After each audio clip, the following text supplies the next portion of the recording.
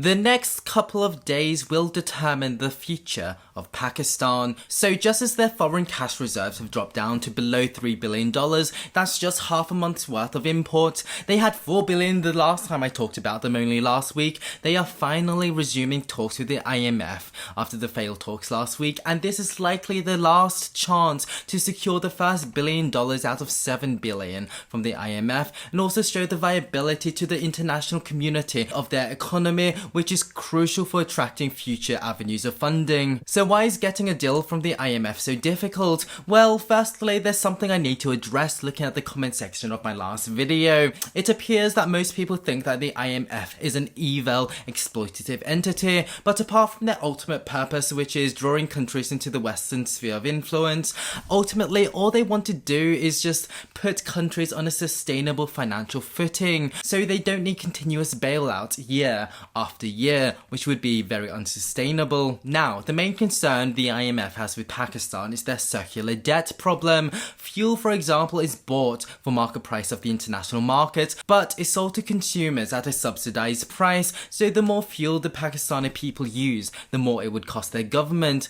This is clearly unsustainable. There's a similar situation with other forms of energy. The IMF obviously wants to put an end to it because it's bankrupting the nation, but the Pakistani government knows how important cheap fuel is to their domestic support, and increasing the fuel price would also further increase inflation, which is not good. The currency is also responsible for this circular debt problem. To control inflation in recent months, the government used its foreign reserves to buy Pakistani rupees off the international market, which artificially increased demand for the currency, slowing down inflation. However, it was frightfully expensive. Pakistan, however, did return the currency to a free floating one as ordered by the IMF, but inflation has predictably skyrocketed. The IMF also wants Pakistan to increase taxes by 1% of GDP, which is a lot, which would in theory increase government revenue considerably and reduce inflation. However, it's difficult to see who they can tax further without hurting the economy. And perhaps most controversially, the IMF insists on creating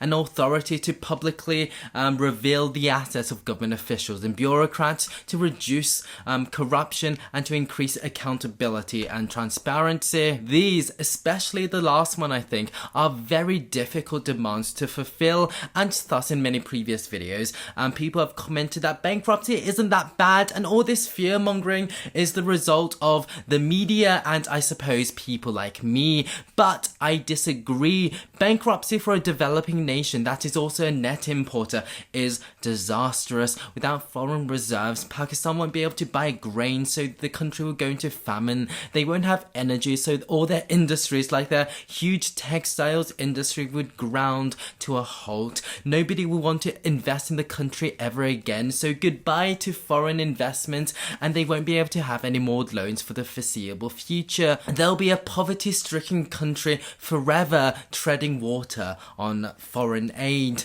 Now, the big Red Sea country is the wild card here, for they owe 30% of their debt to them. However, they recently abandoned the $5 billion Neelam Jhelum hydropower dam in Pakistan, which they completed in 2018. By the way, it was terrible because of the build quality. It broke down all the time, and it broke down for good in 2022. And the failures of Pakistan's finances has seen the sea country abandon this very problematic dam, which reflects their attitude to the rest of the country actually. So unlike Laos or the Congo, because Pakistan has very few natural resources, the IMF is probably their only hope. So I'll be keeping a very close eye on development over the next few days and update you when they all come. Thanks for watching.